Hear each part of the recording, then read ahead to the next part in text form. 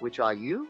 The answer to that question will determine whether you spend your life as a reactor or a creator, as a victim of circumstances or as the author of them, as someone who hopes for change or as someone who embodies it.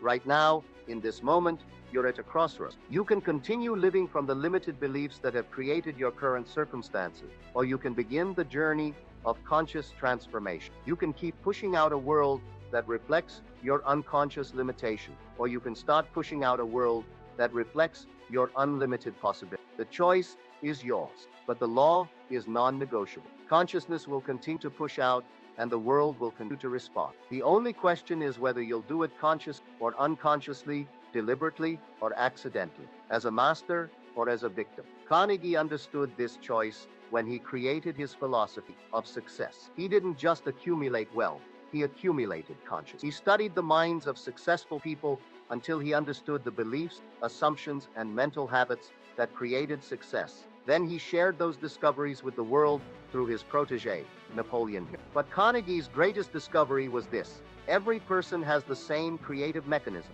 Rich or poor, educated or ignorant, young or old, everyone's consciousness is pushing out their world according to the same law. The difference isn't in the mechanism, it's in how consciously and deliberately people use it. The wealthy use it to create wealth. The healthy use it to create health.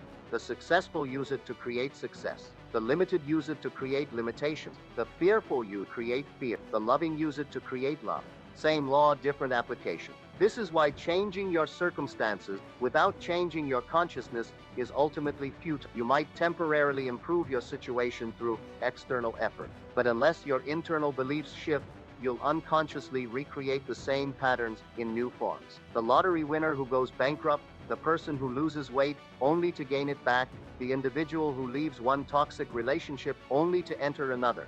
They're all examples of unchanged consciousness reasserting itself despite temporary external modification. True transformation happens from the inside out. It begins with recognizing that your current circumstances are not facts about reality, they're reflections of your beliefs about reality. It continues with the willingness to examine those beliefs, question their validity, and consciously choose new ones. It culminates with the discipline to maintain those new beliefs until they push out as new circumstances. This process requires what the ancients called faith, not religious faith, but psychological. The unshakable conviction that your consciousness creates your experience. The unwavering belief that changing your inner world will change your outer world. The persistent assumption that what you can conceive and believe you can achieve. Disney's faith was tested repeatedly. His first company failed. His distributor stole his characters. His employees betrayed him. Lesser consciousness would have concluded that the entertainment business was too difficult, that creative vision wasn't practical, that dreams were for children. But Disney's faith wasn't in circumstances, it was in consciousness. He knew that his setbacks were simply old consciousness being dissolved to make room for new manifestations. Every seeming failure became a stepping stone to greater success. Every obstacle became an opportunity to develop stronger faith. Every challenge became a chance to prove that consciousness is more powerful than circumstances. Disney's unwavering faith eventually pushed out a world where imagination became the most valuable commodity on earth. The same test of faith that Disney faced, you're facing right now. Will you let your current circumstances determine your beliefs, or will you let your beliefs determine your circumstance? Will you use your setbacks as evidence that transformation is impossible, or will you use them as fuel for greater conviction? The masters throughout history have faced this test, and they've all responded the same way. They've chosen consciousness over circumstances, faith over facts, vision over limitation. They've understood that the world you see is not the world that is, it's the world that was, based on yesterday's consciousness. The world that is waiting to emerge from today's consciousness. Jobs faced this test when he was fired from the company he founded. Lesser consciousness would have seen defeat, rejection, and the end of a dream. But Jobs' consciousness was anchored in a different truth. He saw his firing not as an ending but as a beginning, not as a limitation but as liberation. His consciousness was so clear about his creative potential that being fired from Apple became the catalyst for creating Pixar and ultimately returning to Apple with even greater vision. Every setback in your life is offering you the same opportunity that Jobs' firing offered him, the chance to go deeper into your consciousness, to clarify your vision, and to emerge with even greater creative power. The question is whether you'll take that opportunity or waste it on self-pity and blame. The universe is constantly offering you experiences that will strengthen your consciousness and deepen your understanding of your creative power. What you call problems, it calls. What you call obstacles, it calls curriculum. What you call failures, it calls graduation ceremonies from old levels of consciousness. When you understand this reframe, everything changes. You stop seeing your challenges as punishments and start seeing them as promotion. You stop seeing your struggles as evidence of your limitation and start seeing them as evidence that you're ready for greater possibility. You stop seeing your setbacks as reasons to quit and start seeing them as reasons to recover. Hill discovered this pattern when he studied successful people. Every one of them had experienced significant failures before achieving their greatest success. But unlike unsuccessful people, they didn't interpret failure as a verdict on their potential.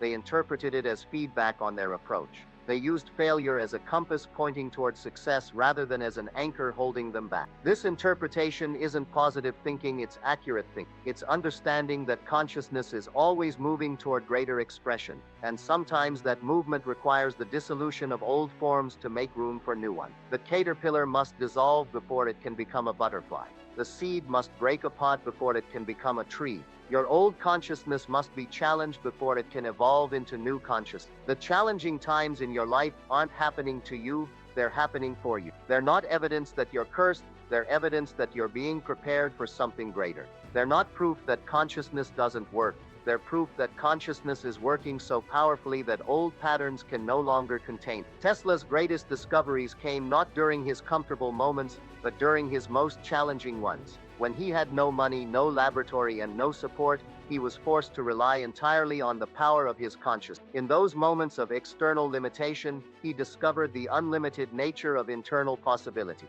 His financial struggles became the catalyst for his most revolutionary innovations. Ford's assembly line was born not from abundance, but from necessity. When he couldn't afford to hire enough skilled workers to build cars the traditional way, he was forced to imagine a different approach. His limitation became the mother of his innovation. His problem became his breakthrough. Rockefeller's empire began not with capital but with conviction. When he had no money to invest, he invested consciousness instead. When he couldn't afford to buy oil wells, he bought the belief that he would someday own them all. His poverty became the fertilizer for his prosperity. The same principle applies to your current challenge. They're not evidence of your limitations, they're incubators for your next level of consciousness. They're not proof that your dreams are impossible, they're preparation for making your dreams inevitable. But here's what you must understand. The preparation only works if you maintain your vision while going through. If you let your challenges convince you that your dreams are unrealistic, you waste the very experiences that could make those dreams unstoppable. If you let your setbacks prove that consciousness doesn't work, you miss the opportunity to develop the consciousness that always works. The key is to see beyond the temporary to the permanent, beyond the appearance to the reality, beyond the problem to the possibility that's being born through it. This seeing is not denial of your current experience, it's recognition that your current experience is not your final experience unless you accept it as such. Lincoln saw beyond the Civil War to the United Nations. Gandhi saw beyond British occupation to free India. King saw beyond segregation to integrated America. They didn't deny the reality of their current circumstances, they denied the permanence of them. They understood that every condition exists only as long as consciousness maintains it, and they were willing to hold consciousness that would create different conditions. This willingness to hold vision in the face of contradiction is the hallmark of every great transform. It's what separates the history makers from the history takers, the creators from the reactors, the masters from the masses. You are standing at that same crossroads right now. Every moment you're choosing between the consciousness that created your current circumstances and the consciousness that will create your desired circumstance. Every thought you think, every belief you entertain, every assumption you make is either reinforcing your limitations or building your possibility. The beautiful truth is that consciousness is infinitely patient. It doesn't judge you for past choices or condemn you for current circumstances. It simply responds to whatever you give it right now. Change your consciousness right now and it will immediately begin pushing out new circumstances. Hold new beliefs consistently and they will inevitably manifest as new experience. This is the hope that transcends all hopelessness. No matter how deep your limitations, no matter how entrenched your patterns, no matter how impossible your situation seems, consciousness can transform it. The same force that created your current world can create a completely different world. The same law that manifested your struggles can manifest your success. But transformation requires more than understanding, it requires application. It requires the daily discipline of choosing consciousness over circumstances, faith over fear, possibility over limitation. It requires the moment-by-moment decision to live from your desired end rather than your current condition. This is where most people stumble. They understand the principle intellectually but fail to apply it practically. They know that consciousness creates reality, but they continue to let reality determine their consciousness. They believe in the power of belief, but they continue to believe in their limitation. The gap between knowing and being is where transformation lives. It's in the space between understanding the law and living the law. It's in the difference between believing consciousness creates reality and actually creating reality through consciousness. Edison bridged this gap through persistent experiment. He didn't just believe in the possibility of electric light, he lived in that possibility until it became manifest reality. He didn't just understand the principles of invention, he embodied them through countless attempts, failures, and refinements until breakthrough became inevitable. Carnegie bridged this gap through systematic application. He didn't just study successful people, he modeled their consciousness until it became his own. He didn't just learn their strategy, he adopted their beliefs, assumptions, and mental habits until success became his natural state. Disney bridged this gap through unwavering imagination. He didn't just dream of a magic kingdom, he inhabited that dream so completely that it had no choice but to manifest in the physical world. He didn't just envision possibilities, he lived in those possibilities until they pushed out as manifest experience. The bridge between your current consciousness and your desired consciousness is built through daily practice. It's constructed through the consistent choice to assume your desired end, to feel your preferred reality, to live from your intended outcome regardless of external evidence to the contrary. This practice isn't comfortable. It requires you to feel successful while your bank account shows struggle. It asks you to assume love while your relationships show conflict. It demands that you embody health while your body shows symptoms. It's like learning to see in the dark, initially disorienting but ultimately liberating. But here's what makes the practice sustainable. Every time you choose consciousness over circumstances, you strengthen your creative power. Every time you maintain your vision despite contradictory evidence, you develop unshakable. Every time you live from your desired end instead of your current conditions, you prove to yourself that transformation is not only possible, it's inevitable. Hill called this the burning desire that separates achievers from dreamers. It's not wanting something, it's assuming. It's not hoping for change, it's expecting. It's not wishing for a different life, it's living that different life in consciousness until it manifests in experience. Ford's burning desire wasn't just to build cars,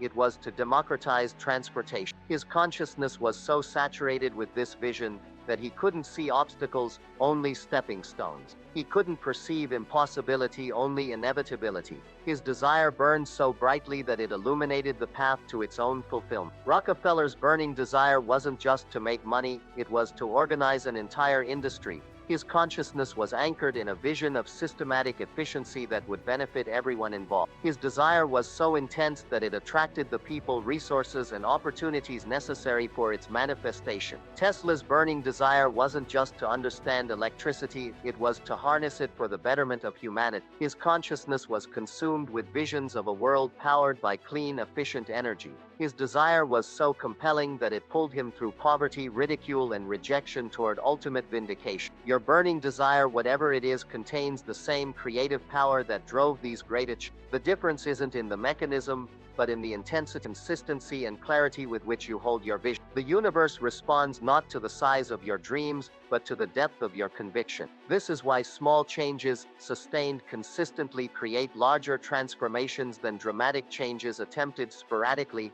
Consciousness responds to persistence, not to intensity. It manifests through steady assumption, not through desperate hoping. It creates through faithful expectation, not through fearful trying. The person who assumes they're wealthy for 5 minutes a day but worries about money for the remaining 16 hours is still pushing out poverty through the dominant consciousness of lack. The person who visualizes health for 10 minutes but identifies with illness for the rest of the day is still manifesting sickness through the prevailing consciousness of disease. True transformation happens when your desired state becomes your natural state, when your vision becomes your identity, when your possibility possibility becomes your assumption. It's not about forcing yourself to feel differently, it's about discovering that you are different and therefore your circumstances must be different too. Jobs didn't just create innovative products, he became innovation itself. His consciousness was so identified with revolutionary thinking that revolution became his natural expression. He didn't have to try to be creative. Creativity was his default mode because his consciousness was anchored in creative possibility. Gandhi didn't just practice non-violence, he became non-violence itself. His consciousness was so aligned with peaceful resistance that peace became his automatic response to conflict. He didn't have to force himself to remain calm. Calmness was his natural state because his consciousness was rooted in unshakable conviction. Lincoln didn't just preserve the Union, he became unity itself. His consciousness was so committed to wholeness that division became impossible in his presence. He didn't have to argue for unity, he embodied it so completely that others felt compelled to choose it too. This embodiment is the ultimate goal of conscious creation, not to get something from life but to become something in life. Not to manipulate circumstances, but to emanate consciousness that creates the circumstances you desire. Not to force change, but to be the change that transforms everything around you. When you reach this level of embodiment, manifestation becomes effortless because you're no longer trying to create something external, you're simply expressing something internal. You're not attempting to attract success, you are success. And success naturally attracts success. You're not trying to find love, you are love, and love naturally attracts love. This is the secret that every master has discovered. You don't get what you want, you get what you are. You don't attract what you desire, you attract what you believe you desire. You don't manifest what you hope for, you manifest what you assume to be true about yourself and your world. The question that will determine your destiny is not what do I want, but who am I becoming? Not how can I get success, but how can I become success? Not when will my circumstances change, but how must I change to create different circumstances? This shift from having to being is the ultimate transformation. It's the difference between temporary improvement and permanent evolution. It's the distinction between external achievement and internal mastery. It's the journey from doing to being, from hoping to knowing, from seeking to finding. In this moment, you have the power to make that shift. You can choose to see yourself as a victim of circumstances or as the creator of them. You can decide to live from your limitations or from your possibilities. You can elect to be defined by your past or to be determined by your vision. Your world is you pushed out. Every limitation you experience exists only because you've been unconsciously pushing it out through limiting beliefs. Every possibility you desire is waiting to be pushed out through expanded consciousness. The choice of which world to push out, the limited one or the limitless one, is always yours. The universe is waiting for your decision. Consciousness is prepared to create whatever you consistently assume to be true. Reality is ready to reorganize itself to match your dominant belief. Your destiny is poised to unfold according to your deepest convictions. What will you choose? What will you assume? What will you become? The answer to these questions will determine not just your future but your present. Not just your circumstances, but your experience. Not just your having, but your being. This is the truth about belief.